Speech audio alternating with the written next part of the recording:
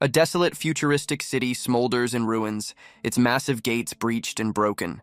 A lone rider on a motorcycle tears through the decaying streets, a crimson blur of purpose. Suddenly, a colossal beast with a gaping maw erupts from the shadows, dwarfing him completely. He swerves just in time, dodging a crushing blow that pulverizes the ground where he just was. Weaving through the overgrown rubble, he leaves a trail of red light in his wake. But another predator lies in wait, a giant mantis lurking behind a crumbling skyscraper. Its crimson eyes lock onto the rider, singling him out as its next target. The creature strikes with a scythe-like limb, a blur of motion aimed to slice him in two. Launching himself from the bike, he unsheathes a weapon crackling with violet energy. He soars through the air, unleashing a devastating beam of power straight at the monstrous insect. The violet blade carves through the mantis, a brutal lesson in this world's harsh rules. He lands perfectly back on his bike, leaving the monstrous wreckage behind without a second glance. His gaze is fixed forward, a survivor who knows you have to be more of a monster than the things you hunt. But giant insects are just the beginning of this world's nightmares. Leaving the city's carcass behind, he rides toward a new unknown destination. He eventually pulls alongside a rugged, armored truck on a desolate road. The rider and the truck's occupant travel together, clearly heading to the same place. A shady-looking man hands him a card, an invitation to something exclusive. The flyer points him to an old, imposing mansion, confirming his next stop. Elsewhere, sinister smiles suggest the night's upcoming event will be anything but ordinary. The rider and his well-dressed companion share a moment of mutual confusion in the ruins. But their partnership quickly soured, with the man finding himself in a very compromising position. Having acquired a new suit, the rider transforms from a rugged survivor into a mysterious guest. He arrives at the imposing mansion, the destination marked on his invitation. Stepping through the doors, he enters a world of shadows and secrets. His welcome is less than warm, with a shotgun and a blade greeting him immediately. A woman with cold eyes holds him at gunpoint, questioning his intrusion. Another armed woman joins her, delivering a final, menacing warning. Unfazed, he calmly reaches into his coat, ready to reveal his purpose.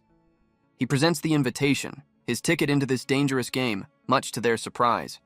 The woman's menacing tone shifts, recognizing the token of a highly distinguished guest. He holds the key to this world, his glowing eyes revealing a man who is more than he seems. With his status confirmed, he's given a grand welcome into the notorious Wasteland Eden.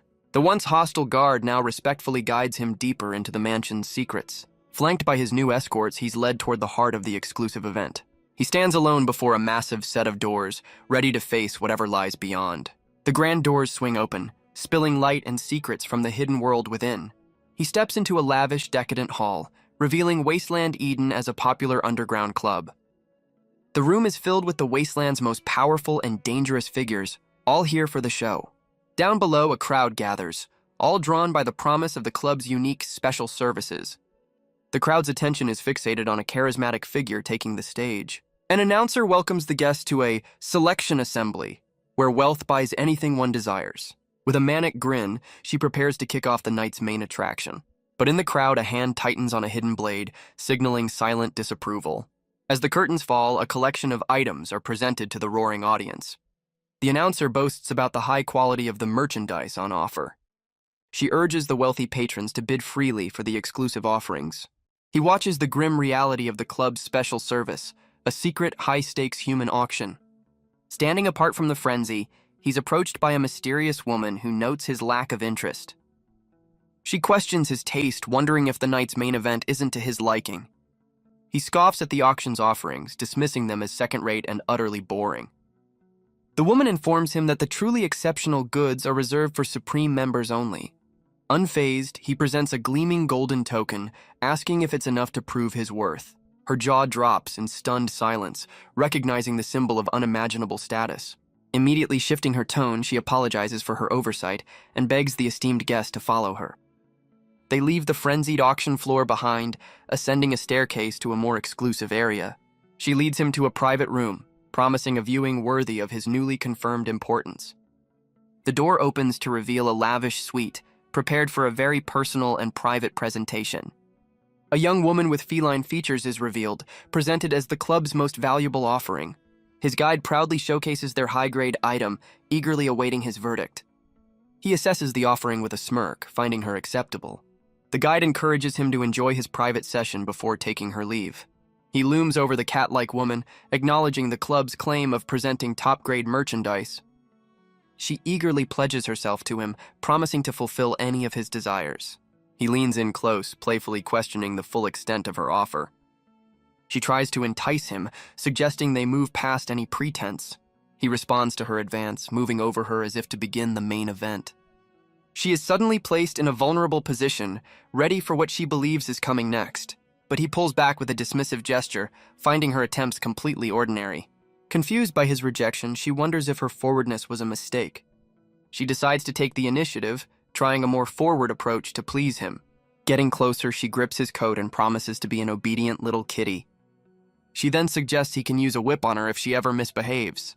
His mismatched eyes gleam with amusement as he questions her unusual request. She whispers her confirmation, specifying that only his discipline would be welcome. He pushes her back with a simple word of agreement, his intentions unclear. His hand suddenly produces the very item she requested, a leather whip. Standing over her, he raises the whip high, ready to grant her wish literally. A sharp, stinging lesson is delivered, completely shattering her expectations. Confused and in pain, she questions his motives, worried she'll be too damaged to serve. He calmly reminds her that her kind is known for its resilience, suggesting a single strike is nothing. Her eyes widen in pure shock as he casually addresses her as a beast man. Her expression shifts to fury, demanding to know how he saw through her disguise.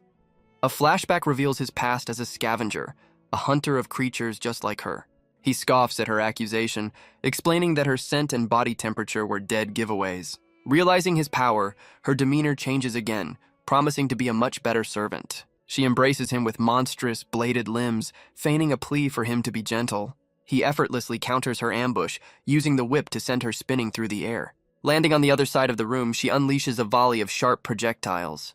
The powerful counter forces her into her true insectoid form, her human illusion completely shattered. The creature analyzes him, baffled that a seemingly novice scavenger holds such a peculiar weapon. He reveals his simple purpose, a mission to eradicate all the beastmen in this place. He confidently gestures for her to summon her allies, suggesting it would be more efficient to fight them together. Accepting her disadvantage, she lets out a furious cry to summon her powerful sisters. In response to her call, a new challenger makes a dramatic entrance from a brightly lit hall. The reinforcements arrive, a formidable squad of deadly women armed and ready for battle. A woman in leather straps sizes him up with a smirk, underestimating him as just a kid. The silver-haired woman chimes in, teasingly offering to share the burden of dealing with him. The shotgun-wielding woman cuts through the chatter, reminding her sisters that their opponent is a scavenger and must be taken seriously. Deciding conventional weapons are useless, she reveals her own terrifying true form, ready to unleash her full power. The spider-like beastmen boast that previous scavengers were no match for their power. A wasp-like creature chimes in, mocking him as a lone novice unworthy of their full attention. The rest of the squad agrees, eager to finish the fight and move on to their next feast. With a unified cry, the entire swarm lunges forward in a deadly coordinated assault. But he stands his ground, unfazed, remarking that their group attack simply makes his job easier. In response, he reveals his own trump card, a glowing talisman pulsing with raw energy. He wraps the charm around his whip, channeling its mystical power directly into the weapon. The whip now crackles with brilliant blue lightning, completely transformed by the talisman's energy. Leaping into the air, he unleashes a devastating arc of electricity that strikes the first beastman down. The shocking current chains through the group, instantly neutralizing another one of his attackers. The lightning arcs from one target to the next, overwhelming two more of the monstrous sisters. The last standing beastman is blown away, questioning if he's more than a mere scavenger. The original beastman lies defeated in the wreckage, regretting her underestimation of him. With the fight over, he stands tall over his fallen opponent, his silhouette a picture of victory. He clarifies that his power came not from within, but from the mystical talisman he holds. He surveys the aftermath, deeming the elimination of 5 beastmen a worthy trade for a single talisman. Just then, the door flies open, revealing a shocked witness who connects the scene to recent grim events. His warning echoes through the club as he bolts, igniting chaos among the unsuspecting patrons. The full story comes to light. The 5 beastmen were capturing humans for their twisted services. But their operation had a darker side, secretly turning their own unsuspecting clients into their next meal. The narration explains that beastmen are an intelligent, evolved threat, capable of perfectly mimicking humans.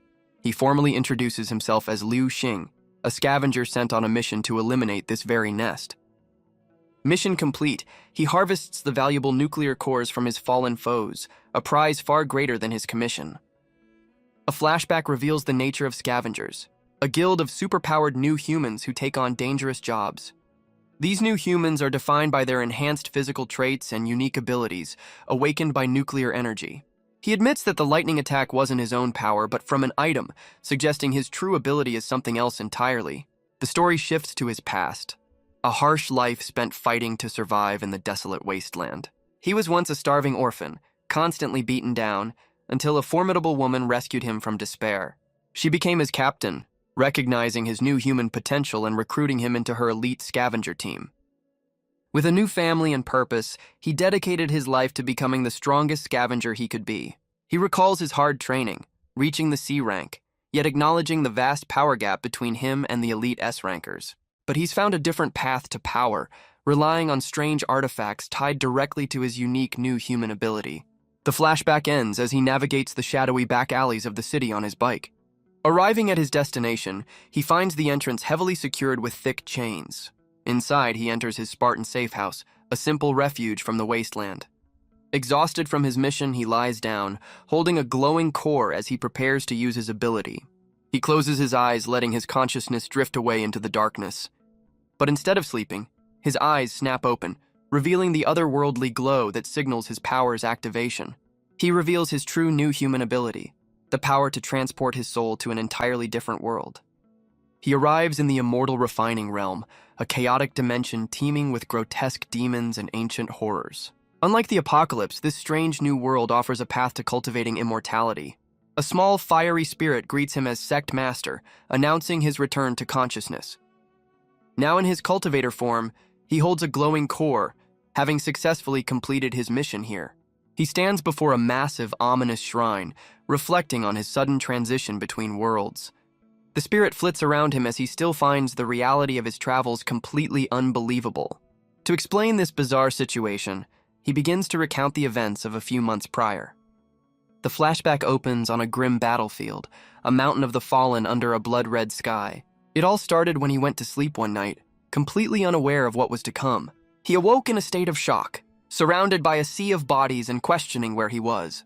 Standing over the grim scene, he realized he had been inexplicably transported to another world. He recalls his first arrival, initially dismissing the nightmarish landscape as just a bad dream. But the overwhelming stench of decay was far too real, hitting him with a wave of nausea. Stranger still, his scavenger tech came with him and confirmed the bodies were ancient humans drained of their life force. His eyes widened in disbelief as he took in the truly bizarre sight before him. A colossal, floating structure wrapped in menacing thorns confirmed this was a twisted cultivation world straight from a horror story. The sheer insanity of his new reality was enough to give him a splitting headache. He quickly learned this world's spiritual energy had been corrupted into a malevolent force that twisted all living things. This dark energy spawned countless demons and monsters that roamed the land, preying on the weak. Even the so-called cultivators resorted to horrific rituals, feeding on others to maintain their power. He found himself in the body of a lowly disciple, whose only purpose was to dig for treasures in this desolate graveyard. He learned that disciples were led like sheep to a grand, corrupted gate, unaware of their grim fate. Below, countless followers blindly worshipped, oblivious to the grotesque remains of those who came before. The monstrous sect master preyed on his own, draining their life force to fuel his twisted cultivation. He even framed this horrific act as a blessing, a final gift from the disciples to their master. Those with potential were used as ingredients, their bodies refined into powerful alchemical pills. All the talk of saving the world was just a cover for the sect's depraved and selfish rituals. He was horrified to find himself in the emaciated body of one of these unfortunate disciples. A sudden headache brings a flood of the body's original memories, revealing even more of the sect's dark secrets. He sees the sect's glorious past, a golden city where powerful cultivators once soared through the skies. The memory reveals a time when masters were so abundant, their power was almost commonplace. He realizes that in the sect's golden age, today's so-called masters would have been nothing more than lowly servants. The sect was once so prestigious that even demons and evil spirits flocked to it, seeking a righteous path to power. He connects the dots, understanding he's witnessing the memories of the body's original owner and his powerful ancestor. But this era of peace was shattered by an invasion of otherworldly horrors that warped the very fabric of their world. To preserve a spark of life, the ancient sect master resorted to a desperate, forbidden technique as his final act. The ritual's immense power rained down upon the sect, sealing it away from the world in a storm of destruction. In the aftermath, the once divine city was consumed by a forest of malevolent thorns, becoming a twisted prison. This cataclysm corrupted the very nature of cultivation, transforming it from a path of enlightenment into a grotesque cycle of consumption. The new masters now fuel their power by devouring the life force of mortals, a grim practice that defines this era. The final memory reveals a solemn vow made to his ancestor, a promise to one day restore the sect's true path and end the corruption. He reflects that this new world is just as unforgiving, but the original owner's failure is now his golden opportunity. A memory reveals the elder's final instructions: a map, a jade bracelet, and a secret code to unlock the sect's legacy. Guided by these borrowed memories, he searches the bone-littered wasteland for the described ruins. The search brings him full circle, right back to the massive pile of bodies where he first awakened. His scavenger bracelet unexpectedly activates, detecting a strong nuclear energy source hundreds of meters below. Following the strange signal, he begins digging through the grim remains, searching for its origin. He uncovers an old well, where both his tech and the jade bracelet begin to resonate with the power below. Descending into the darkness, the signal grows stronger, guiding him deeper into the corrupted earth. The grasping hands of the dead reach out from the walls, a final, desperate attempt to stop him. He lands firmly at the bottom, having finally reached the entrance to the hidden sect. He stands before a dark cavern, his tech confirming the powerful energy source lies within. But the ground erupts with skeletal hands, a grim welcome party from the depths. His eyes narrow as he senses a much larger presence lurking just beyond the darkness. A monstrous skeletal guardian rises to block his path, a grotesque fusion of bone and ancient seals. Instead of fighting, he recognizes this as a test, a lock that requires a specific key. He follows the ancestor's instructions, striking the guardian in a precise ritualistic pattern. Reciting the ancient incantation, he channels his will into the skeletal monstrosity. The guardian's eye flares with brilliant light, acknowledging the correct password.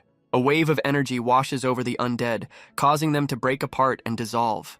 With the guardian dismantled, its flaming skulls now mark the true entrance to the sect's legacy. The flaming skulls swirl into a vortex, their purpose finally revealed. Before him, a cosmic gateway tears open, proving the guardian was the entrance all along.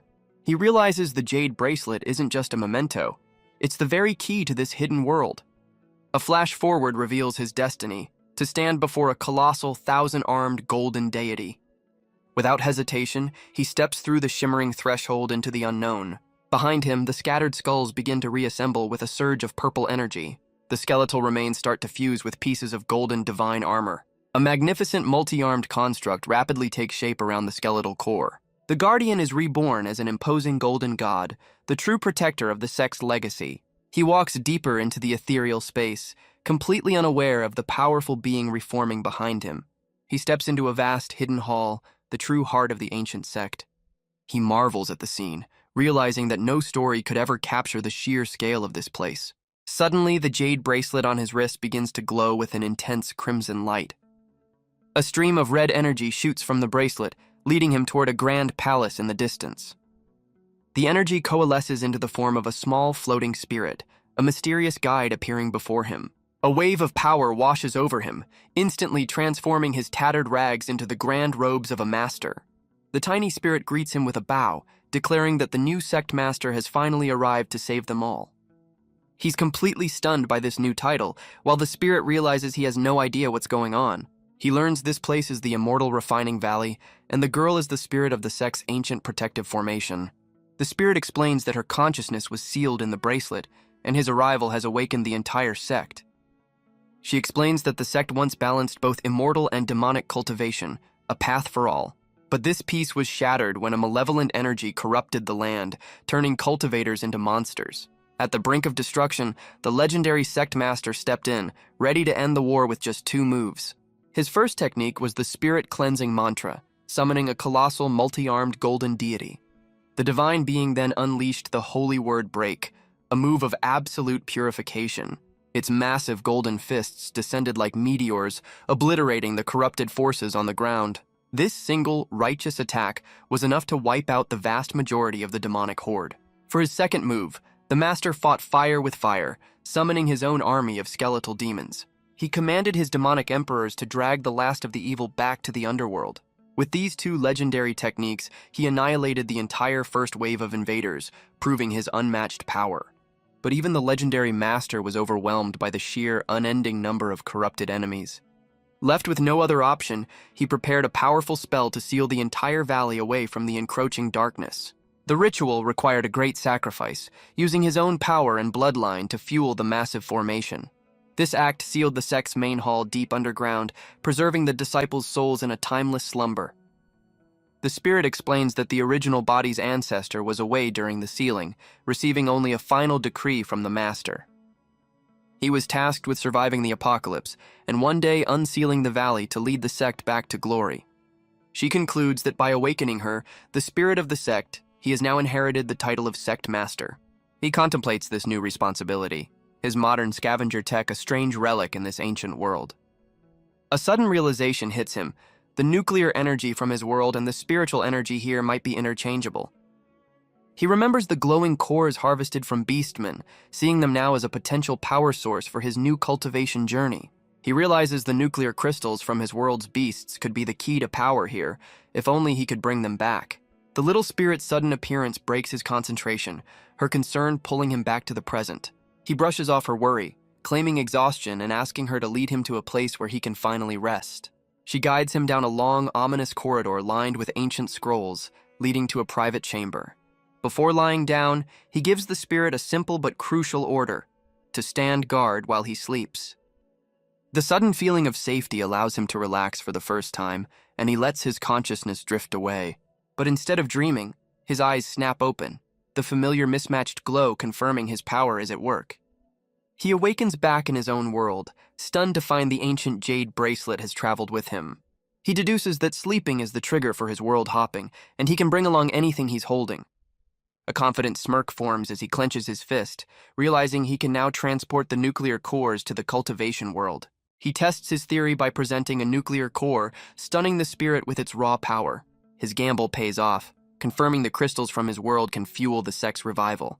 The spirit excitedly declares they have enough energy to activate the legendary rebirth cauldron. She explains the artifact's divine purpose, to summon life and reverse the very cycle of death. A colossal ancient cauldron materializes, ready to be awakened after a 1,000-year slumber. The spirit reveals the souls of past disciples are sealed within, waiting to be brought back to life. Without hesitation, he pours his entire haul of nuclear cores into the cauldron to begin the ritual. As the cauldron ignites, he learns the resurrection is a game of chance, depending entirely on his luck. But before the process can complete, the spirit interrupts with a crucial warning for her new master. A magnificent phoenix of pure flame erupts from the cauldron, signaling the rapid formation of a new body. The spirit warns him as the fiery phoenix hurtles directly toward him from the cauldron. He's taken aback by its incredible speed, bracing for impact as it closes in. Instead of dodging, he catches the fiery entity with his bare hand, his jade bracelet glowing intensely. The flames coalesce into a winged humanoid form, which he now holds firmly in his grasp. He maintains a firm grip on the newly formed being, whose fiery hair and glowing eyes betray its immense power. The fiery energy sears patterns onto her bandages as her full, powerful form is revealed. She's completely baffled, demanding to know how he can withstand her sacred flames without being harmed. Her shock turns to disbelief as she finally notices the glowing jade bracelet on his wrist. The spirit cheekily orders the powerful woman to show respect, welcoming her back to the world under a new master. But she suddenly lunges with a blade, confused about how a new master could exist when the last one had perished. She reconsiders, acknowledging that his control over the sect's artifacts makes him a potential threat or a true master. With an air of superiority, she demands to know the purpose behind her resurrection. He calmly explains their grand mission, to have her join them in restoring the sect to its former glory. The powerful woman scoffs at the notion, dismissing such a noble cause as utterly uninteresting. Enraged by the disrespect, the tiny spirit launches herself at the woman, delivering a fierce reprimand. She violently throws the spirit aside, declaring that after surviving the Golden Age, she will no longer be anyone's pawn. Unleashing a torrent of dark energy, she proclaims her fate as her own to decide and lunges at the new sect master.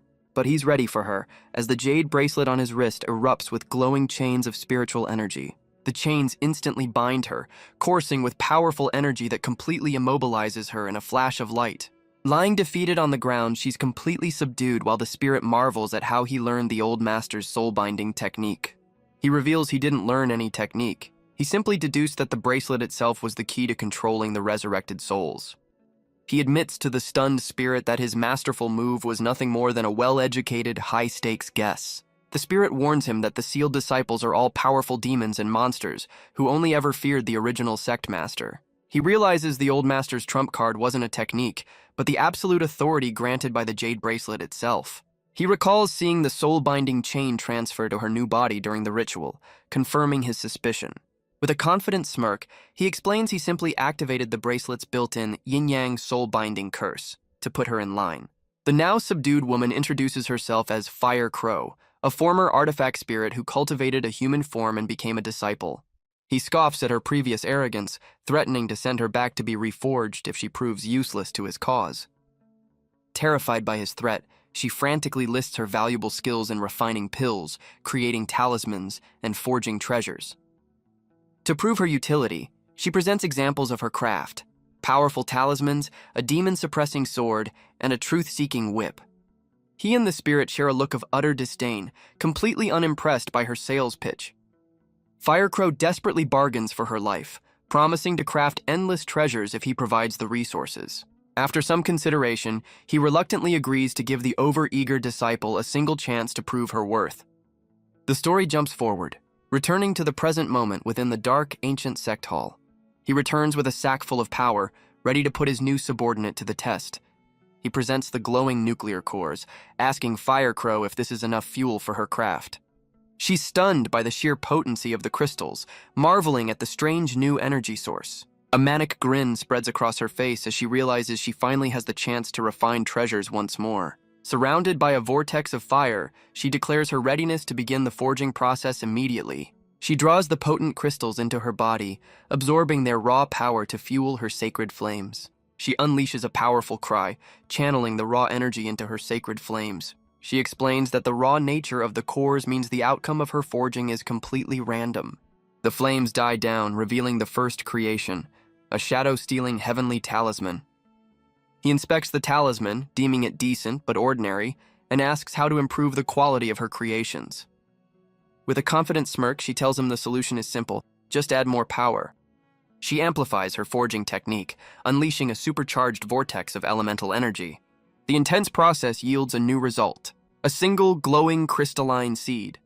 He and the spirit inspect the seed, with him noting its strange familiarity to a rare fruit he once ate. The sudden exertion proves too much, and Firecrow collapses onto the floor in exhaustion. She admits her power is still recovering, and the forging process has completely drained her limited energy. He catches the exhausted woman, her body weak from the intense forging process. Deciding she's fainted from hunger, he scoops her up to take her somewhere to rest. The spirit assures him she'll recover, but he realizes they still have a bigger problem: finding a sustainable food source. He lays the unconscious Firecrow down, giving her a chance to regain her strength.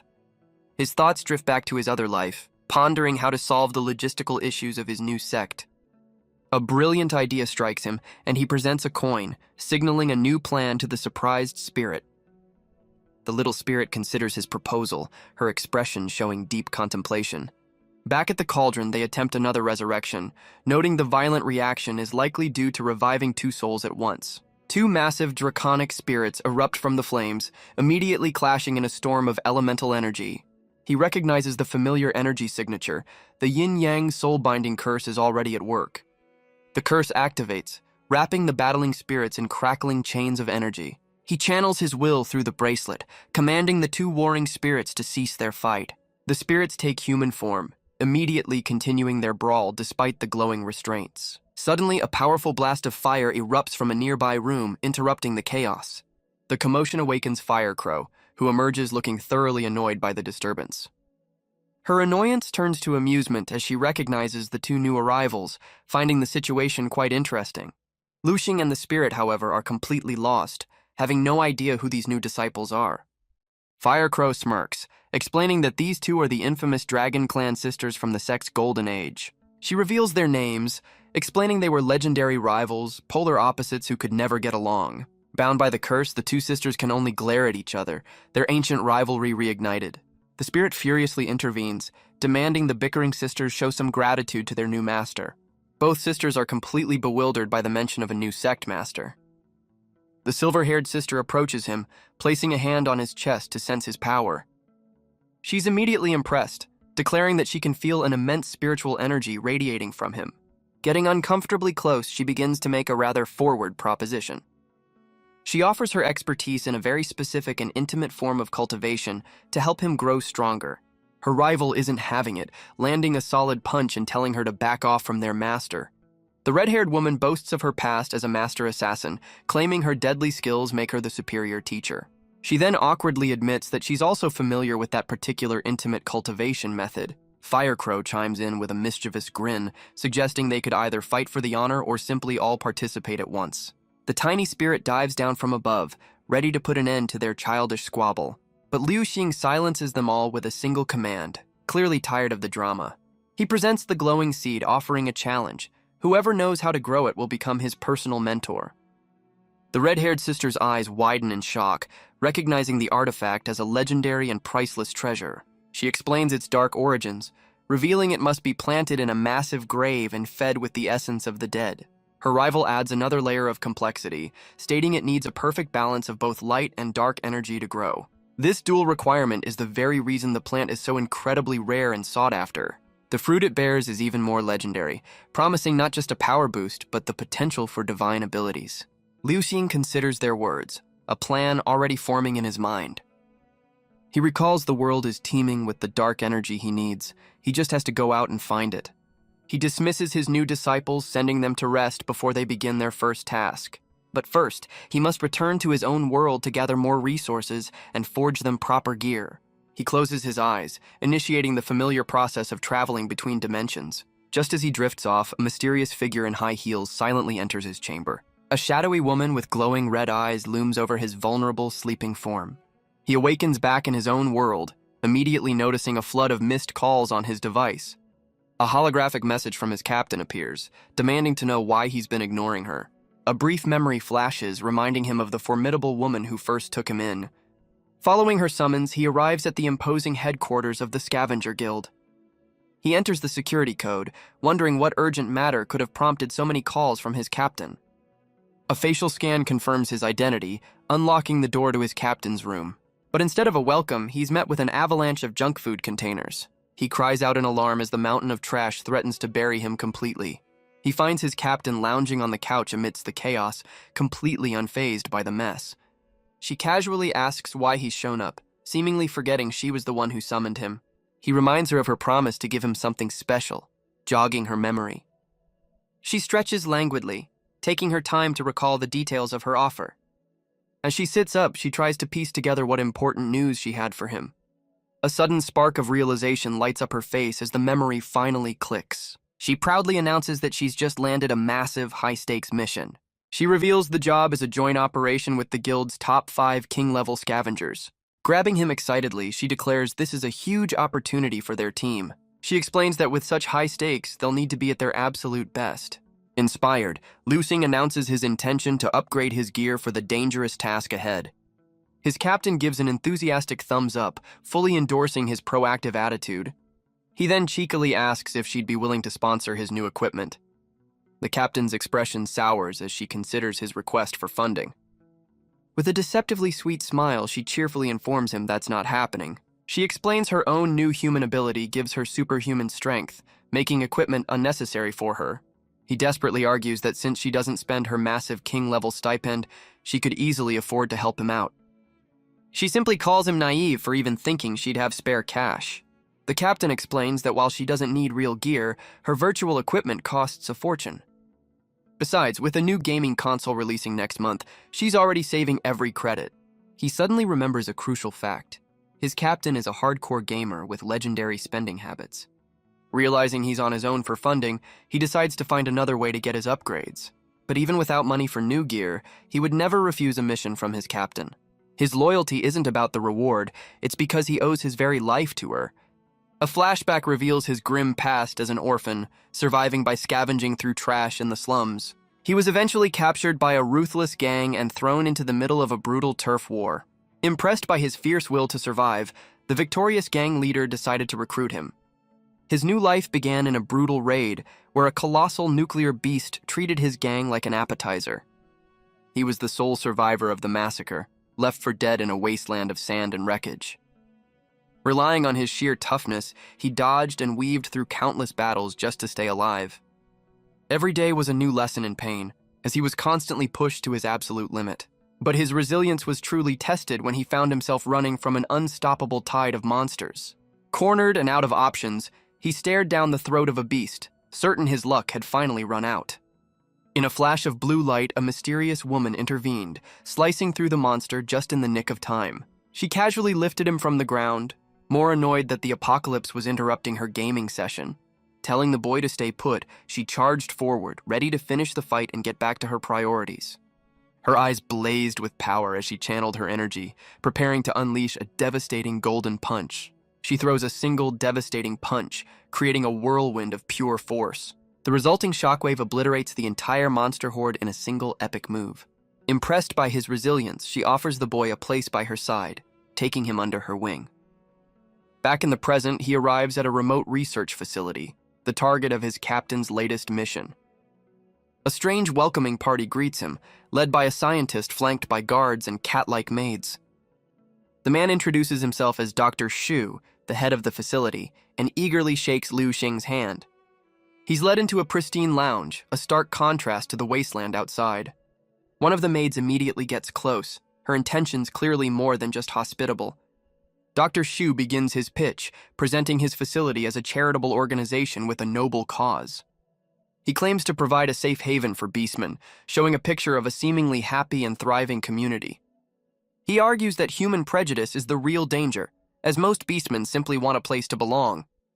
The doctor claims his research aims to eliminate their beastly traits, allowing them to become fully human. But their noble work was interrupted when a monstrous presence began stalking the facility.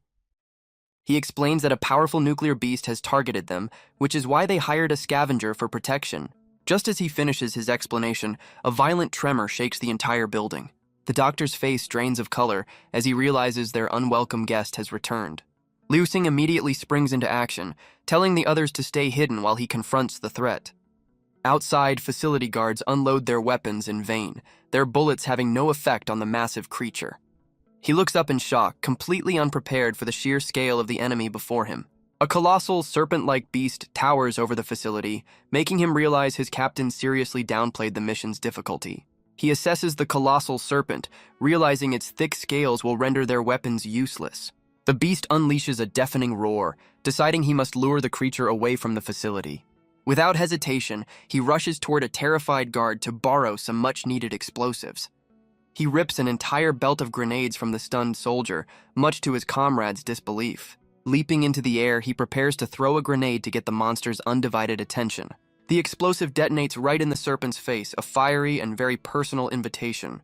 With the beast's focus now solely on him, he hops on his bike to lead it on a chase. Enraged by the attack, the serpent lets out a furious cry, ready to pursue its tormentor. The massive creature slithers after him at incredible speed, its glowing red eyes fixed on its target. He leads it into a narrow canyon, tossing more grenades and finding them surprisingly effective. He's almost moved to tears by the luxury of having an unlimited supply of free explosives. With a confident smirk, he revs his engine, ready to deliver a special gift to the serpent. He unleashes a volley of grenades, sending a personal delivery to the pursuing beast. The serpent roars in fury as the explosives close in, its eyes burning with rage. A chain of fiery explosions engulfs the creature's head in a massive concussive blast. But he's not done yet. Calling upon the stormy sky to lend him its power. He channels the raw energy into a devastating lightning-infused slash, leaping toward his target. The powerful arc of electricity slams into the serpent, leaving a deep, sizzling gash in its scales. He stands before the wounded beast, confirming his new tactic is far more effective. But his satisfaction is short-lived as the creature's wound glows and begins to rapidly regenerate. The gash on the serpent's scales seals itself shut with a faint green glow. He watches in disbelief, realizing the beast's regenerative powers are far beyond anything he expected. Fully healed, the serpent rears back with a furious roar, its scales now seemingly impenetrable. It opens its massive jaws, dripping a volatile green substance from its fangs. His eyes widen in alarm as he realizes the creature has more than just brute strength in its arsenal. The beast unleashes a cloud of corrosive acid, blanketing the canyon floor in a toxic haze. The deadly mist instantly dissolves his motorcycle, forcing him to leap for his life. He mourns the loss of his trusty bike, realizing the acid is even more dangerous than simple poison. Taking to the sky, he hovers above the colossal creature, ready to change his strategy. He reveals his own trump card, sprouting dark wings and crackling with lightning thanks to a powerful talisman. He declares this fight is now personal, all for the sake of his beloved motorcycle. Diving like a thunderbolt, he's determined to make this kill worth his while by harvesting plenty of cores. He transforms into a piercing bird of pure energy, streaking through the air with incredible speed. His lightning-fast assault riddles the serpent's body, striking it in multiple places at once. The beast recoils in agony, its tough scales shattered by the force of the attack. Standing over the wreckage, he notes the creature's surprising durability, but declares the fight is finally over. But a sudden, unexpected development catches him completely off guard. He looks up into the beast's massive eye, shocked to see it shedding a single giant tear. His scavenger tech suddenly activates, sending out a strange pulse of energy from his wrist. The serpent's form shifts, revealing a colossal female beastman, explaining its unexpected intelligence. He pauses, his glowing eye fixed on the weeping creature as he contemplates this unexpected development. But he steels his resolve, remembering the mission is his only priority. With a final decisive strike, he brings his electrified blade down to finish the job. The colossal beast's tail thrashes one last time before dissolving into dark energy. Back at the facility, he explains to the doctor that only the creature's tail remains after his powerful attack. Dr. Shu promptly transfers the payment, thanking him for his efficient work. Luxing accepts the money but seems to be questioning the doctor's whole story. The doctor nervously dismisses the incident, claiming such mindless beasts are a common nuisance. As a reward, Dr. Shu offers him the company of 2 maids to help him unwind after the battle. A preview of the next scene shows him sitting calmly, surrounded by a circle of subservient beastman maids. He eyes the doctor suspiciously, questioning the unusual nature of the facility's services. He presses further, asking if the doctor knows such operations are illegal or if this is all just a trap. The doctor panics, frantically trying to explain the situation away as a misunderstanding. Luxing's demeanor shifts to a sly grin as he asks for even more maids to be brought to him. He puts a friendly arm around the doctor, who nervously agrees to arrange the meeting. Later, he sits calmly in a room, surrounded by a circle of kneeling beastman maids. The maids confirm their attendance, their smiles hiding their true intentions. One of the winged maids steps forward, formally offering her services with a polite bow. But he holds up a glowing talisman, stating he doesn't sense any genuine gratitude from them. With a menacing smile, he crushes the talisman, unleashing a crackle of raw electric energy. A brilliant flash of lightning erupts, instantly neutralizing the entire group of maids. Alerted by the sound, Dr. Shu appears in a doorway, his glowing glasses cutting through the darkness.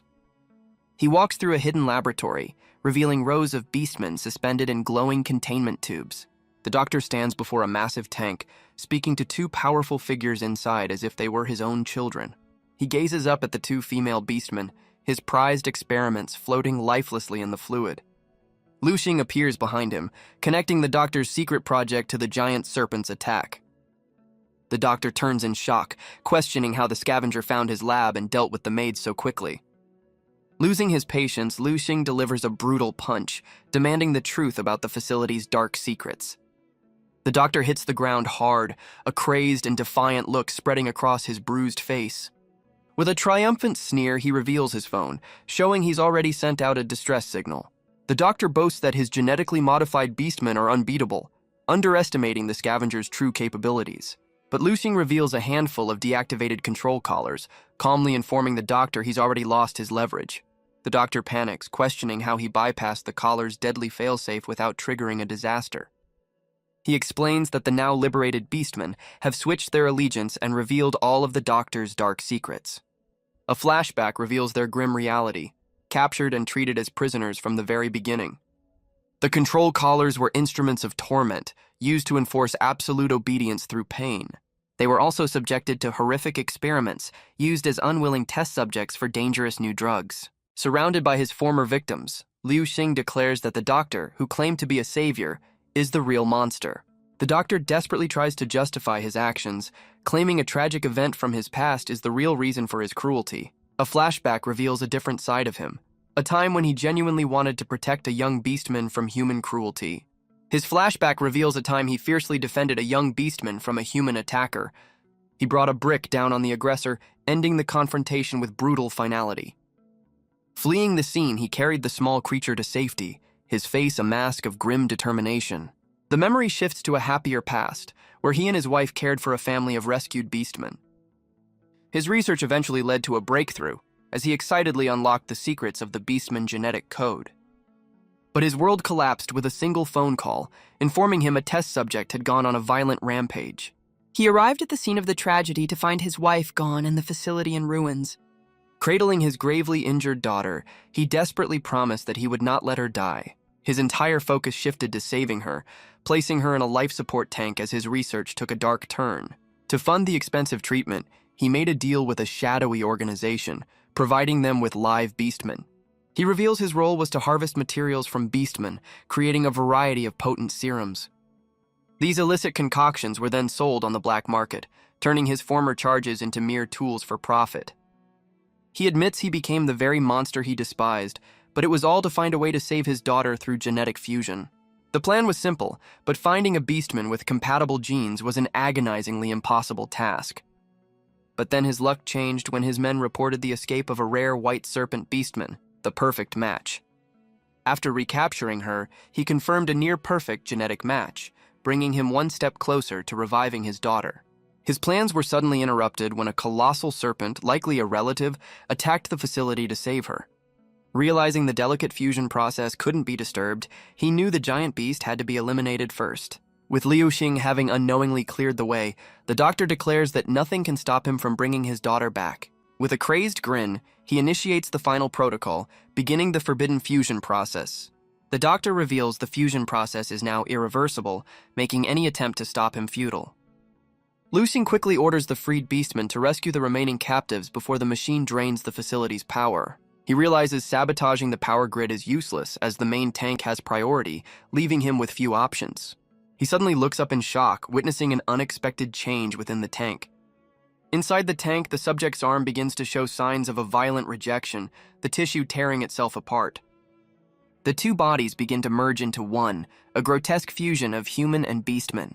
The doctor watches with satisfaction, declaring the fusion a complete success as the new being floats before him. But Liu Xing senses something is deeply wrong with the seemingly successful experiment. The fused being's face contorts in a silent scream, its glowing eyes betraying immense agony. The doctor watches in horror as the fusion fails catastrophically, the body violently rejecting the genetic splice. The unstable fusion violently tears the two bodies apart in a chaotic burst of energy. The doctor cries out in horror, realizing his forced experiment will only create a monster. A brilliant flash of light erupts from within, shattering the massive containment tank. A powerful hand smashes through the wreckage, heralding the arrival of the new being. The monstrous fusion emerges, crackling with volatile energy, as Liu Xing and the serpent beastmen stare in disbelief. Liu Xing grins confidently, revealing he intentionally allowed the disastrous fusion to complete. A flashback shows he never intended to kill the giant serpent, only severing her tail to fulfill his contract. The serpent questions his mercy, demanding to know his true motives for sparing her and the guards. He explains that after their battle, he learned the full story behind the facility's dark secrets.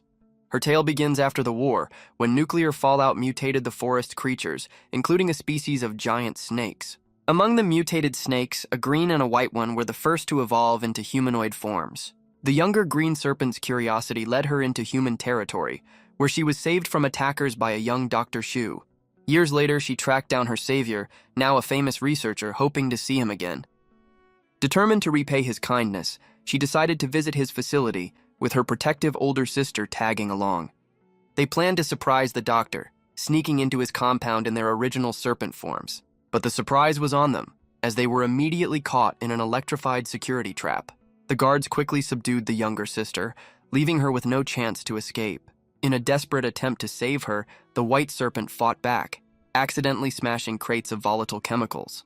The resulting chemical cocktail triggered a horrific mutation, causing her to grow uncontrollably and attack everything in sight. When she finally regained consciousness, she found herself transformed into a colossal monster, lost in a twisted forest. She would periodically attack the facility, but only to disrupt the experiments, hoping to free her sister. She never realized the man she once saw as a savior was the very one responsible for her sister's suffering. Seducing points out the cruel irony. The beastman he betrayed is now the only one who can save his daughter. As the monstrous fusion rages, he tells the doctor that the white serpent is their last and only hope. The story jumps back to the present, where his captain is startled by his sudden appearance. He cheerfully announces his return, presenting the now rescued green serpent sister as an unexpected mission bonus.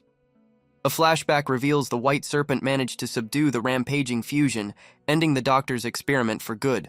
Though the fusion failed, the doctor's daughter miraculously regained consciousness amidst the wreckage. She reveals a shocking truth. A different culprit was responsible for the original tragedy at the lab.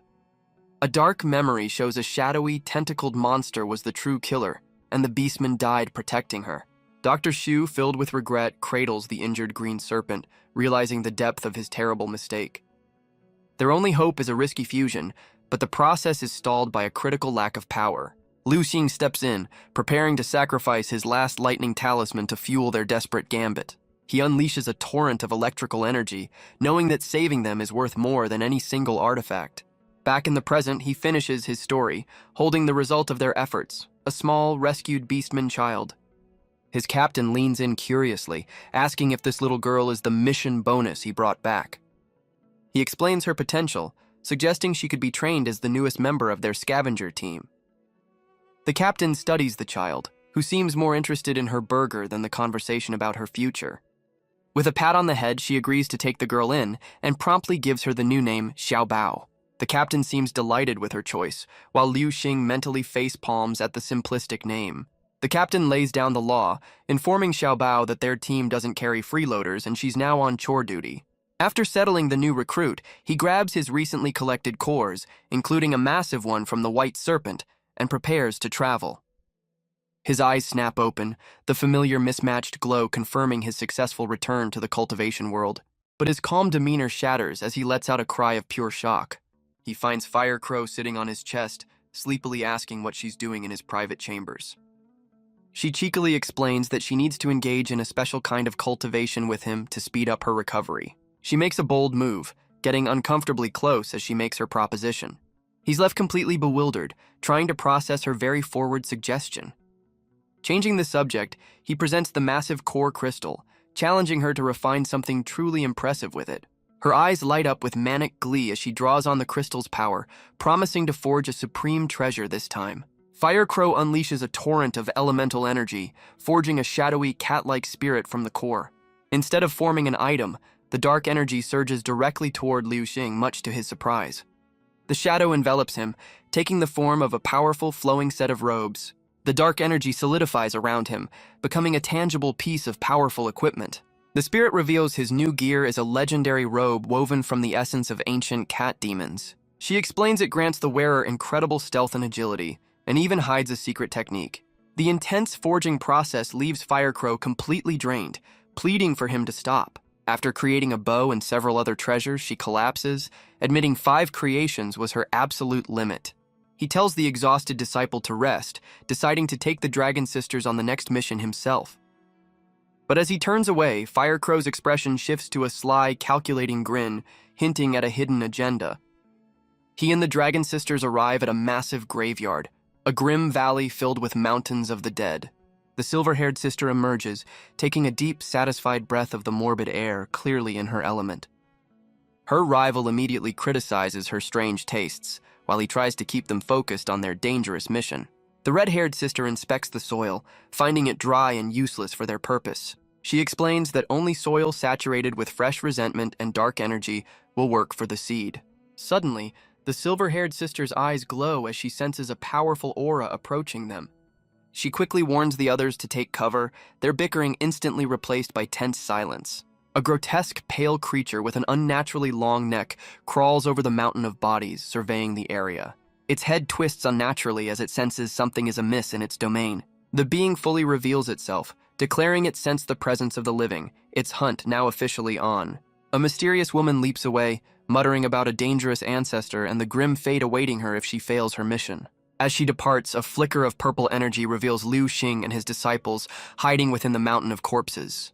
He emerges from the shadows, his new stealth robe concealing his presence completely. He watches the woman, a powerful Taoist nun, as she herds her captured disciples toward a new destination. With a confident grin, he thanks his new gear for the perfect camouflage, her appearance sparking a brilliant new plan. He looks up at a horrifying, tentacled fortress in the sky, realizing it's the perfect source for the dark energy he seeks. The nun leads her captives toward a massive gate, promising them salvation as they march toward the floating structure. The Dragon Sisters, now disguised among the prisoners, debate the wisdom of walking directly into the enemy's lair. The silver-haired sister reveals their infiltration is part of a larger strategy, one that requires their master's full cooperation. Her plan is put into motion as she skillfully picks the lock on a cage, preparing to free other prisoners. The nun instructs her followers to rest, unknowingly setting the stage for Liu Xing's infiltration. The Dragon Sisters express their concern, but he has already transformed into a small cat to go unnoticed. He assures them he's familiar with the place and tells them to wait for his signal to act. He navigates a cursed, disorienting corridor, noting the strange spatial distortion warping the path. Using the original owner's memories, he confidently makes his way toward the end of the twisted hall. A sudden, overwhelming pressure stops him in his tracks, his fur bristling with alarm. A horrifying, long-necked creature with glowing eyes appears, its head twisting at an impossible angle. The creature searches the room, confused by the lingering aura of life, while he remains perfectly hidden on the ceiling. He realizes his stealth form is draining his power and knows he must reach his destination quickly. He finally arrives at a grotesque ritual chamber, confirming this is the heart of the enemy's operation. He watches as the nun's followers are led into a grotesque gateway, promised an end to their suffering. But he knows this ascension is nothing more than a cruel and elaborate lie. The gate leads to a massive soul-refining furnace, a tower that feeds on resentment and evil energy. He tests the corrupted ground, feeling a strange energy that's both freezing cold and intensely burning. After gathering enough of the dark soil for his mission, he prepares to make his escape.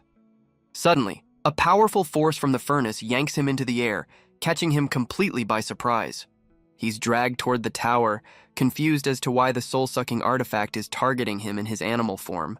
The immense pressure begins to unravel his transformation, his spiritual energy failing under the strain. Forced back into his human form, he finds himself completely helpless against the furnace's overwhelming pull. He struggles with all his might, but the suction from the massive pillar is simply too powerful to resist. He realizes with dawning horror that if he's pulled in, the furnace will refine him into nothing but fuel. Refusing to go down without a fight, he summons the spectral bow Firecrow forged for him. But instead of an attack, his arrow releases a glowing spirit who seems shocked that he can even see her. He deduces his new robe lets him see souls, but questions why this one is immune to the furnace's pull. The spirit warns him to be quiet, revealing she's the artificial intelligence of the furnace itself. Sensing he's not truly evil and impressed by his abilities, she floats down to propose a deal. A brief flashback shows her origin, a spirit born from a small, ancient cauldron held by a powerful master. She introduces herself as Xiaojing, the spirit of a legendary evil-refining, pill-transforming furnace. Her purpose is to refine demons, ghosts, and monsters, turning their essence into powerful immortal pills. She boasts that beyond simple power-ups, she can even craft rare pills that grant divine abilities. She explains that after a great calamity, her sect fell, and she was captured by evil cultivators. A powerful ancestor then sealed her with a divine needle, turning her into a furnace and forcing her to commit unspeakable acts. With her captor in seclusion, she asks Liu Xing to remove the needle so she can finally be free. In return, she promises to become his loyal artifact spirit, willing to do anything he asks. He quickly stops her from making any rash promises, needing to confirm one crucial detail first. He gestures to the massive pillar behind him, realizing with dread that it's the very needle she needs removed. With a wry grin, he agrees to help, admitting that escaping the furnace is his only way out too. She explains that the colossal pillar is the needle's true form and must be completely uprooted to break the curse. He clarifies he has no ulterior motives, admitting he's currently powerless against the furnace's pull, let alone the pillar. A close-up reveals a mysterious, spiral-shaped artifact hanging from his belt, hinting at a possible solution. He pulls the spirit into an embrace, promising to help her as she celebrates her newfound freedom. He explains he must hold on to her, or the needle's curse will reclaim her, and tells her to trust him. He summons a massive spiritual sword, one of Firecrow's treasures, preparing to strike the pillar. But the legendary blade shatters instantly upon impact with the indestructible divine needle. Both he and the spirit stare in disbelief, their first attempt ending in complete failure. Undeterred, he switches tactics and summons a powerful whip, ready for another assault. He lashes out with the whip, but its strikes barely scratch the surface of the colossal pillar. Exhausted from the effort, he realizes he'll have to use one of his more powerful, newly forged items. He reveals a fiery, potent pill, considering it a worthy sacrifice to gain a powerful new ally. He reconsiders, realizing he's not just saving a spirit, but acquiring an artifact that can create endless treasures for him. He crushes the potent pill, unleashing a blinding explosion of pure golden energy. With a surge of immense power, he channels the pill's raw essence through his own body. The spirit recoils from the intense heat as he tells her to brace for the pill's full effect. He directs the explosive energy directly into the colossal divine needle, aiming to shatter it from within. With a final powerful roar, he unleashes a shockwave that cracks the ancient curse wide open. The chains break apart, and the furnace spirit is finally freed from her long and painful imprisonment. Overcome with gratitude, she embraces him, eagerly offering her services as his new artifact. He holds the now tamed furnace, realizing his simple soil-gathering mission has yielded a far greater prize. But he knows the celebration is premature, as the most pressing issue is still finding a way out. Just then, a towering, masked figure emerges from the shadows, accusing him of being a thief who won't be leaving so easily. The figure declares that while he can keep the furnace, his life is the price. The grotesque creature studies him, a flicker of recognition in its monstrous eyes. He realizes the commotion has awakened a marrow fragrance cultivator, a clan that feeds on the essence of others. He understands their secret art transforms them into demonic beasts, giving him only one chance to strike. The creature's memory clicks, finally recognizing him as the intruder it previously dismissed. It looms over him, demanding to know how he survived and managed to free the furnace spirit. He feigns cowardice, offering a fiery treasure in his hand while pleading for mercy. The creature leans in, its curiosity piqued, promising to spare him if the offering is good enough. Seeing his chance, he drops the act, his eyes glowing with fierce determination. He unleashes a devastating punch, sending a pillar of pure energy straight at the unsuspecting monster. The creature is sent flying, its form contorting from the sheer force of his surprise attack. As the monster collapses, he notices a strange golden artifact glowing from within its chest. The furnace spirit explains it's a golden marrow bone, the very core of the creature's power, leaving him wondering how to use his new prize. Suddenly, a spectral hand reaches out to claim the bone, forcing him to reluctantly hand over the treasure. With the pill's power fading, he reverts to his cat form and decides to retreat while he still can. The creature is left in pieces, utterly baffled at how such a seemingly weak intruder could overpower it. Its spirit transforms into a grotesque fly, vowing revenge for the theft of its core as it seeks a new host. Meanwhile, the dragon sisters wait among the other prisoners, with the silver-haired one sleeping soundly. Her red-haired rival watches in disapproval, annoyed by her sister's complete lack of vigilance in enemy territory. She begins to worry about their master's prolonged absence, unaware of the vengeful spirit buzzing nearby. The red-haired sister swats at the buzzing insect, annoyed by the persistent distraction. The vengeful spirit, disguised as a fly, lands on the sleeping silver-haired sister's face. It inspects its potential new host, deeming the sleeping woman a worthy vessel for its revenge. Sensing the dark energy, the red-haired sister lunges forward to protect her rival from the imminent possession. She delivers a powerful slap, crushing the insect against her sister's cheek with decisive force. The silver-haired sister jolts awake, dazed and confused by the sudden impact, a red handprint marking her face. Her rival looks away nervously, trying to deflect suspicion by worrying aloud about their master's safety. The silver-haired sister eyes her suspiciously, telling her to calm down before she blows their cover, while the other hides something behind her back. The vengeful spirit screams as it's consumed by a dark energy emanating from the red-haired sister's hand. Their master's voice suddenly cuts through the tension, ordering them to rendezvous at the exit now that his mission is complete. A new voice interrupts, questioning who they are and who they're calling sect leader. A grotesque statue-like man appears, making a very forward proposition to the two sisters. The silver-haired sister plays along, secretly planning to use his arrogance against him later. The man falls for her act completely, blushing as he misinterprets her cunning for flirtation. But her red-haired rival loses her patience, leaping forward to deliver a swift kick to his face. The powerful blow sends the man reeling, his smug expression replaced with one of pure shock. The red-haired sister lands, furious that her rival's plan was working, and declares she'd rather just fight. Resigned, the silver-haired sister agrees, summoning an arsenal of strange treasures their master provided. The red-haired sister equips her own share of the modern weaponry, examining a strange, round object. She stares in awe at the grenade, mistaking the explosive for a legendary immortal pill pulsing with immense power. The silver-haired sister sarcastically offers her rival all the new toys, content to stick with her bow. Her red-haired rival eagerly accepts the challenge, hoisting her own heavy weapon with a battle-ready grin. Their opponent's eye narrows in fury, demanding to know the identity of his audacious attackers. He reveals his monstrous true form, a horrifying creature with a head of writhing arms, realizing he was nearly deceived. The red-haired sister leaps into action, grenade in hand, warning her rival to get clear of the blast zone. The creature's jaw unhinges into a terrifying maw, ready to swallow them whole as they scramble to evade. Deciding a direct confrontation is their only option, she tells her sister to find their master while she holds the line. The silver-haired sister looks back, telling her rival not to die before she can get payback for that earlier slap. Alone against the beast, the red-haired sister admits to herself that her own power might not be enough. But her confidence returns as she clutches the divine pill, certain their master's gift will guarantee her victory. Her confidence shatters as she realizes a moment too late that the pill has a very short fuse. The grenade detonates in a massive fiery explosion, engulfing the entire area in a concussive blast.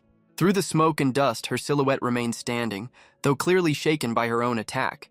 But the monster emerges from the chaos, its massive jaw unhinged and ready to devour her whole. A smug, terrifying grin spreads across its face, completely unfazed and amused by her desperate gambit. Meanwhile, the silver-haired sister races through a boneyard corridor, determined to find their master. She suddenly stops, relieved that the monster's powerful aura has completely vanished from her senses. With a smirk, she wonders how her reckless rival ever became a top assassin, hinting at a hidden weakness. Her thoughts are interrupted by a vision of her own spirit, suddenly pulled into a dark, watery abyss. The vengeful spirit from before reappears, capturing her soul and gloating that the tables have finally turned. The spirit prepares to devour its captive soul, seeing a perfect opportunity to claim a new body. But its attack is suddenly intercepted by a powerful, unseen force, stopping it dead in its tracks. A demonic entity emerges within the soulscape, questioning how this body could harbor another, even more powerful consciousness. With a single, crushing grip, the demonic being shatters the vengeful spirit into nothingness. The red-haired sister reveals her true demonic form, relishing the feeling of destroying her foe. She then turns her attention to her sister's soul, declaring her own intention to take over the now vulnerable body. With a sinister grin, she lunges forward, ready to claim her prize in a flash of brilliant energy. Back in reality, the red-haired sister is pinned down by the monster's countless grasping limbs. She lets out a furious roar, her eyes blazing with purple light as she unleashes her hidden demonic power. Her opponent, however, remains completely unfazed, calmly watching her desperate struggle. A grotesque baby-like creature reveals itself as the monster's true form, lamenting the need to consume the sister. But his body begins to glow with an ominous purple light as he's consumed from the inside out. The creature's form distorts in agony, unable to comprehend the power tearing him apart. The red-haired sister bursts forth in her true demonic glory, shattering the monster's body completely. She lands gracefully, remarking that after centuries of imprisonment, it's finally time to stretch her legs. All that remains of her captor is a severed hand with a single staring eye, the core of its power. The demonic sister identifies the strange artifact as the monster's Tao foundation. With a single decisive stomp, she crushes the eye, extinguishing its power for good. Now truly free, she takes a moment to survey the grotesque chamber she's found herself in. She transforms into a streak of pure energy, speeding off to explore her new surroundings.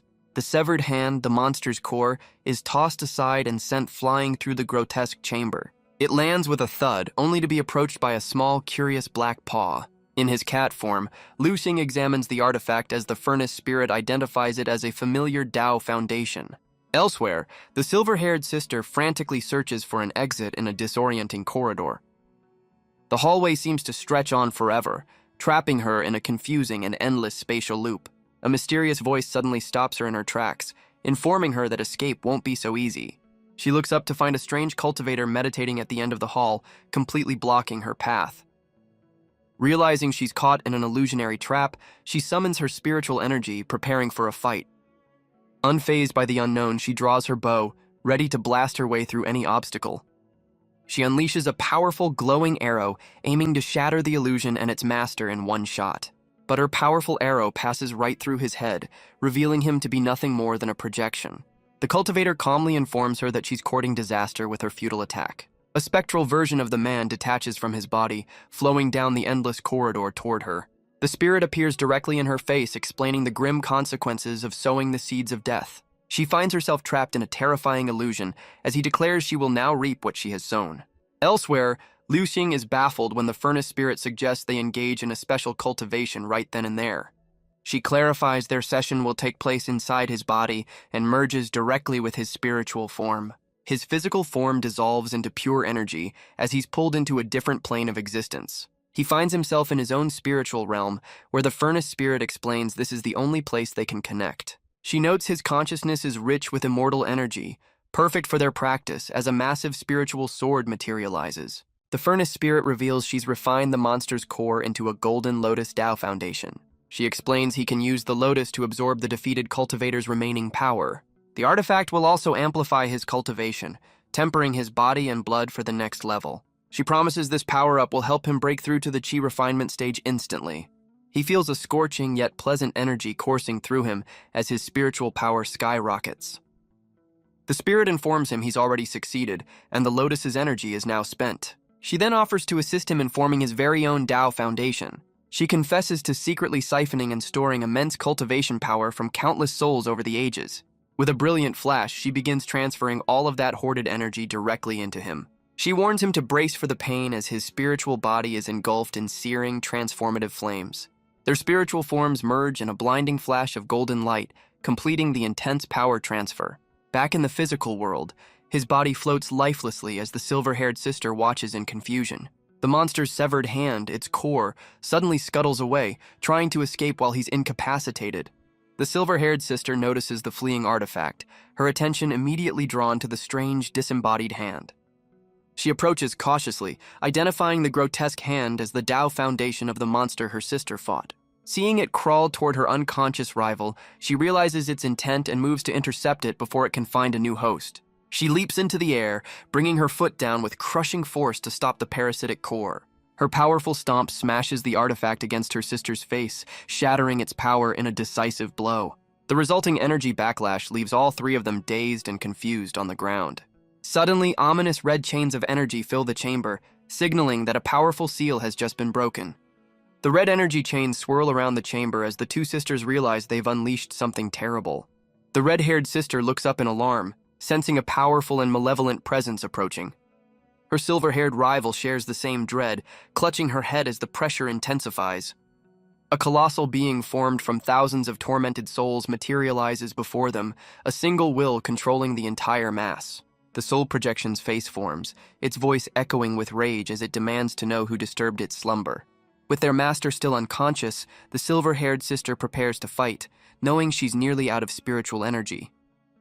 The red-haired sister admits her own reserves are low, doubting their combined strength is enough to face this new threat.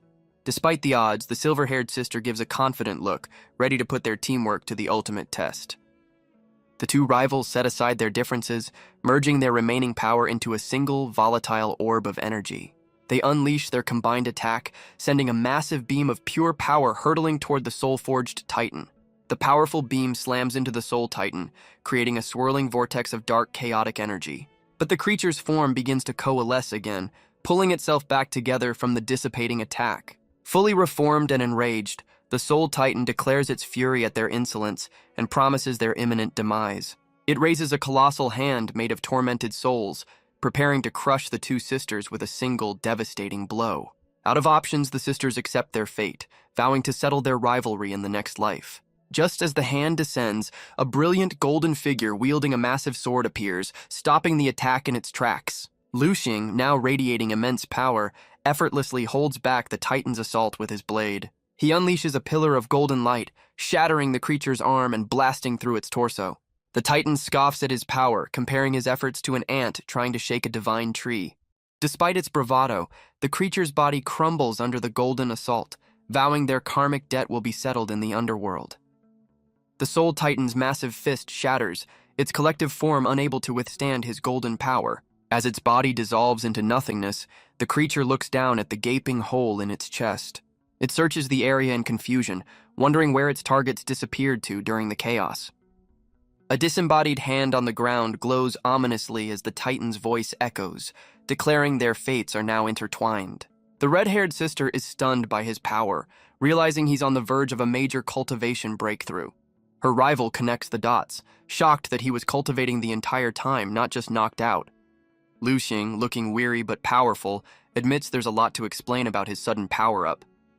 The sisters carry their exhausted master, who quickly hushes them and orders a retreat back to their sect. Before leaving, he instructs them to cover their tracks by hiding the entrance to this realm under a pile of bodies. He warns them to be ready, as the master of this domain will undoubtedly seek revenge for their intrusion.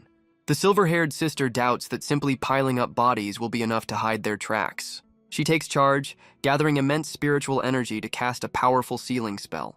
Her magic forms a glowing blue seal, pulling the surrounding corpses into a swirling vortex to conceal the entrance. The spell solidifies, leaving the entrance completely buried and magically hidden from prying eyes. With their escape secured, the trio teleports back to their sect, arriving high above a strange crimson landscape. Lu Xing's eyes widen in disbelief as he takes in the chaotic scene unfolding before him. A small blindfolded beast is being relentlessly harassed by two shadowy spirit crows. One of the crows pecks aggressively at the creature, which seems unable to defend itself. A voice cuts through the chaos, ordering the bickering spirits to cease their squabble. Fire Crow appears with another small spirit, surprised to see her master has already returned from his mission. He demands to know the reason for all the commotion upon his return. The small spirit accuses Fire Crow of theft, but she insists she was only trying to find him a better place to cultivate. His curiosity is piqued, wondering what's so special about this secret room they're arguing over. Xiaoxian explains the pavilion is a time-accelerated chamber where 1 day of training equals 3 outside. Fire Crow is pressed for answers, nervously insisting she discovered the secret room by pure chance. Deciding her secrets can wait, he orders her to stop stealing and focus on more important matters. He entrusts the remaining power crystals to Xiaoxian, tasking her with summoning new disciples for the sect. The small spirit is also put in charge of supervising Fire Crow's forging, much to the latter's annoyance. He then assigns the Dragon Sisters to help plant a vital seed, a task crucial to their sect's survival. With all tasks delegated, he finally steps into the legendary pavilion to begin his own accelerated training. He floats within the cosmic pavilion, realizing this magical space is the key to his next breakthrough. His mismatched eyes gleam with focus, ready to seize this opportunity for immense power. Elsewhere, a shadowy master addresses his disciple, calmly assessing the loss of his monstrous subordinate. The master's tone shifts, declaring that despite the circumstances, his disciple still bears responsibility for the failure. As punishment, a grotesque entity emerges from the master, inflicting a horrifying transformation upon the disciple. The disciple's form is violently reshaped by a monstrous parasite, a grim price for his incompetence. The master explains this grotesque larva will grant him a new body, a twisted form of rebirth. The transformation completes, leaving the disciple a pale, distorted creature with glowing purple eyes. He's given 1 day to hunt down the intruders, with his new body as both the tool and the price of failure. Meanwhile, a new high-tech warrior with a cocky grin dives into the fray, completely unaware of the unfolding chaos. He boasts about his expensive jetpack, convinced the high price is worth the thrill of flying. But his joy is short-lived as Liu Xing effortlessly zips past him, sending him spinning through the air. Stunned by the incredible speed, the jetpack user decides to chase down this mysterious new rival. Liu Xing easily outpaces him, realizing his new cultivation level makes modern tech completely obsolete. He marvels at how his cultivation power has seamlessly merged with his physical body across dimensions. Setting aside his thoughts, he lands in a dusty town, ready to tackle his primary objective. The jetpack user finally catches up, skidding to a halt just behind him. In a desperate attempt to save face, the newcomer sprints past, claiming he's still the faster one. Inside the scavenger bar, they're greeted by staff who direct them based on their mission rank. Elsewhere in the bar, Another scavenger boasts about his rank, determined to climb to the top within a year. Luxing confidently orders a meal and a drink from the familiar bartender. The bartender, Brother Hua, greets him with a flashy display of energy, happy to see him back. While enjoying his food, he compliments the bartender's skills, suggesting he's too talented for this line of work. Hua brushes it off, content with his quiet life, and praises Luxing's recent solo mission success. Luxing humbly dismisses his achievements, complaining that despite his rank, he's still completely broke. The eavesdropping scavenger is stunned by the news, suspecting Luxing has either a secret power or incredible gear. The bartender pulls up a holographic screen, questioning how he could be broke after a 5,000 coin payout. He explains his captain takes a massive cut, then asks for a challenging 3-star mission to take on next. His thoughts reveal a deeper motive. He needs to hunt stronger beasts and gather cores to face an approaching enemy. He knows his disciples are still recovering, making it his responsibility to gather resources and prepare for the coming battle. The bartender points out the rules forbid C-rank scavengers from taking on 3-star missions solo. The other scavenger realizes Luxing's captain is the legendary S-rank Fan Xiaoyu, which explains his predicament. Seeing an opportunity, the scavenger eagerly proposes they form a team to tackle the mission together. He introduces himself as Luo Letian, a flyer from the well-known Wasteland Lion team.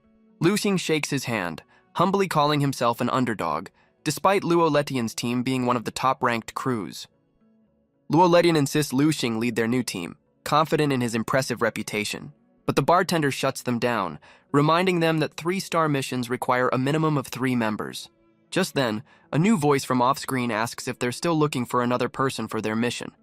They both turn to find a small, unassuming girl standing behind them, her appearance catching them completely off guard. She introduces herself as Ling Yue, another C-rank scavenger, and shyly asks to join their team. Luo Letian eagerly welcomes the girl, extending a hand and formally inviting her to their newly formed team. With their team officially formed, Luxing asks the bartender to find them a suitable 3-star mission. But Luxing cuts him off, demanding the most difficult mission they have, complete with beastkin and a powerful boss. The bartender sighs, noting his reckless ambition is just like his captain's, but agrees to offer a particularly dangerous quest. He pulls up the details for a mission in the Ghost Forest, where an entire class of children has mysteriously vanished.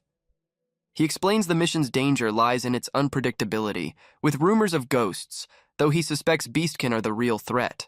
Without a moment's hesitation, Luxing slams his hand on the bar and accepts the perilous mission for his team. The system confirms their team formation, but Luo Letian immediately expresses his shock and disapproval of the choice. Luo Letian protests, worried about their new teammate's safety, but Luxing confidently brushes off the danger of ghosts. The bartender cuts in, reminding them the real danger isn't ghosts, but the fact that the children have been missing for a full day. The bartender lays out their options, revealing 2 fast but deadly routes to their destination. He offers a third, safer path, but its 10-hour travel time makes it nearly useless for their urgent mission. Just as they're out of options, Ling Yue shyly speaks up, claiming she has a way to get them there. She presents a single glowing krill, holding it out as if it's some kind of magical artifact. With her teammates watching in confusion, she calls out a name, offering the glowing morsel as a treat. She raises the offering to the sky, and a surge of blue energy erupts around her in a summoning ritual. A colossal ethereal whale materializes from a swirling vortex, answering her call from the heavens. Her teammates are stunned by the sight of the legendary stellar whale, which she casually refers to as just a baby. Luxing is impressed, recognizing her companion as the fastest beast alive, while Luo Letian questions how she acquired such a treasure. She clarifies the whale is a friend, not a pet, and explains they'll need to fly up to its altitude to catch a ride. Luo Letian flies up, wondering why the extraordinary girl chose not to ride with him. Luxing effortlessly carries Ling Yue, giving her a much faster and more stylish ride to the whale. They land on the colossal beast, and Luo Letian notes how surprisingly steady and slow the ride feels. Ling Yue explains the whale's true power isn't speed, but its ability to take cosmic shortcuts. With a command from its master, the stellar whale crackles with energy, preparing to bend space and time. The creature dives headfirst into a swirling vortex, tearing open a portal to another dimension. They travel through a chaotic wormhole, a cosmic shortcut littered with the debris of other realms. Luxing is unnerved by the spatial distortion, sensing a familiar evil energy from his last mission. The whale emerges from the portal, delivering them directly to their destination, the eerie void forest. Wasting no time, Liu Sang summons a massive weapon, prepared to face the dangers of their new location. Luo Ledian explains the void forest's peaceful reputation, making the students' disappearance all the more unsettling. Ling Yuk shivers, the oppressive atmosphere reminding her of a dark local legend. Her teammates are immediately intrigued, demanding to hear the spooky story. She begins her tale, revealing the forest was once called the Forest of Miracles. A flashback shows a time when human survivors built a thriving settlement within its borders. Humans and beastkin once coexisted peacefully, sharing the forest's resources in harmony. But that peace was shattered one night, with the human settlers found hanging from the trees in a grim display. The beastkin were blamed for the tragedy and were hunted down, nearly wiped out by a vengeful scavenger team. Ling Yue reveals the most terrifying part. A lone survivor claimed a ghostly entity watched the entire conflict unfold. Luo Ledian scoffs at the idea, dismissing the ghost as a figment of a terrified child's imagination. Ling Yue insists the lone survivor's account of the event was completely accurate. She reveals that the terrified little girl from the legend grew up to become her current captain. With unwavering faith, she declares her captain's story is the truth, as she witnessed it all firsthand. Luo Ledian is stunned, realizing her captain is the legendary shaman Huan Ying, while Liu Xing just hopes for a real fight. Ling Yue angrily corrects him, clarifying that her captain is a powerful spirit seer, not a common shaman.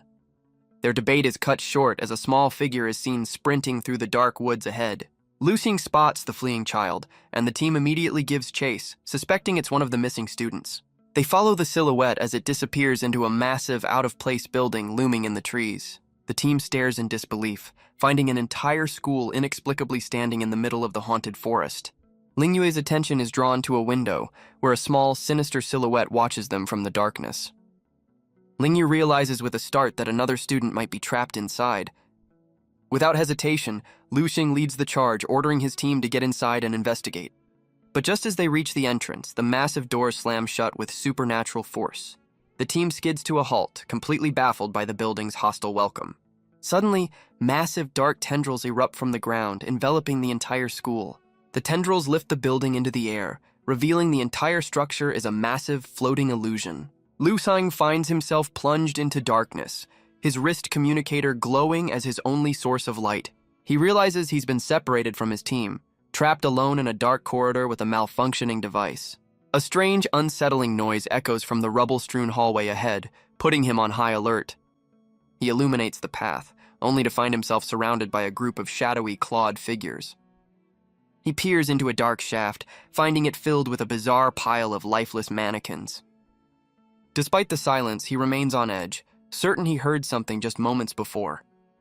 Deciding the creepy atmosphere is getting to him, he turns to leave, unaware of a shadowy hand reaching for him.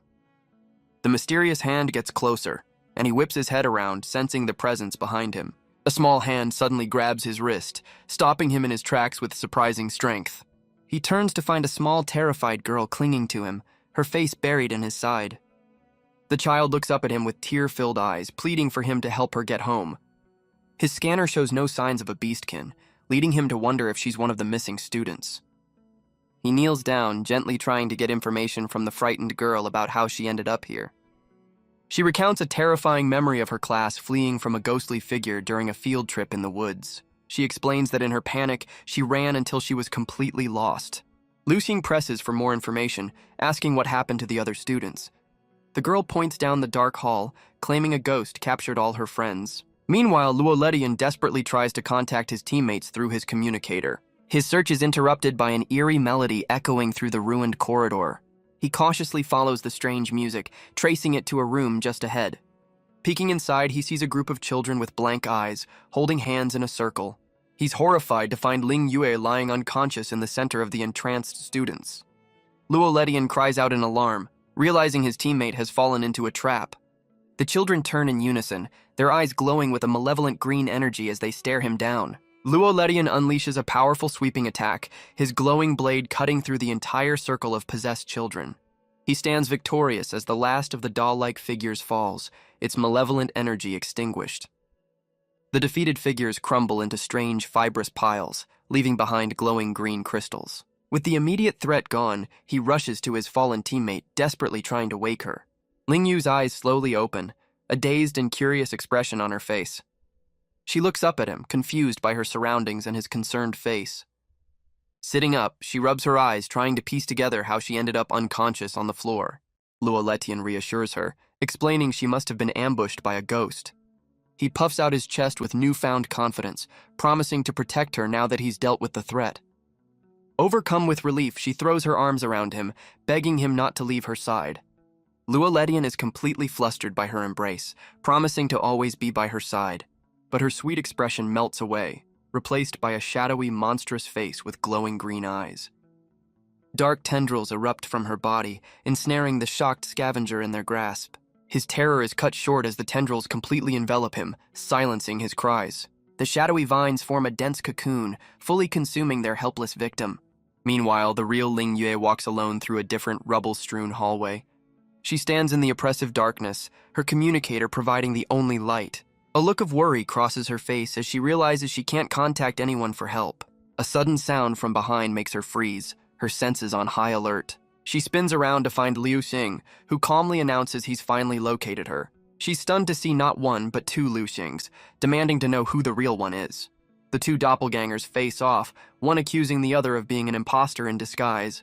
Losing his patience, the real Liu Xing delivers a powerful punch to his double's face. The imposter dissolves into dark energy upon impact, confirming it was just a ghostly illusion. Liu Xing immediately moves to protect Ling Yue, telling her to stay behind him as he prepares for another fight. But a colossal vine-covered monster emerges from the shadows, claiming to be the true original. Ling Yue glances at her communicator, a sudden realization dawning on her. With pink energy flaring from her hand, she declares that both figures are fakes. Her eyes glow as she reveals she can sense their telepathic communication, even if she can't understand it. The two entities turn to her, their eyes glowing ominously as they insist that every single one of them is real. A flashback reveals her childhood friend, a small beastkin she affectionately calls Little Liu. She explains her unique ability to communicate with beasts, but realizes these imposters are something far more sinister. The two fakes merge into a single, grotesque entity that taunts her by claiming to be her real teammate. The creature strikes her down, and in her desperation, she calls out for her long-lost friend. A monstrous, spiky boar with glowing red eyes smashes through a wall, answering her desperate plea. The massive beast charges through the corridor, shattering the illusionary space to protect her. Dark tendrils erupt from the walls, ensnaring the boar in a desperate attempt to stop its rampage. The boar's eyes burn with fury as it stares down its unseen enemy, refusing to be contained. The hallway is left in ruins, and the monstrous boar looks around, confused that its opponent has suddenly vanished. From behind a door, the small blindfolded girl Liu Xing found earlier watches the chaotic scene unfold. The small girl points ahead, announcing they've reached their destination. They stand before a gaping dark void framed by a nest of writhing tendrils. She tugs on his arm, her eyes filled with tears as she begs him to save the others. A shadowy tendril suddenly snatches the girl, but he reacts instantly with a protective energy shield. With the girl now ensnared, he realizes she's not human, a beast or a ghost, as she lacks any trace of a soul. He deduces that whatever she is, her purpose was to lead him directly into this trap. Leaving her behind, his spirit form leaps into the void, suspecting he's found the monster's true lair. Inside, he finds the missing children suspended in strange pods, along with another familiar face. Two massive, shadowy tendrils begin to stir, sensing the intrusion into their domain. The tendrils merge into a towering, monstrous figure, surprised to find a visitor in its nest.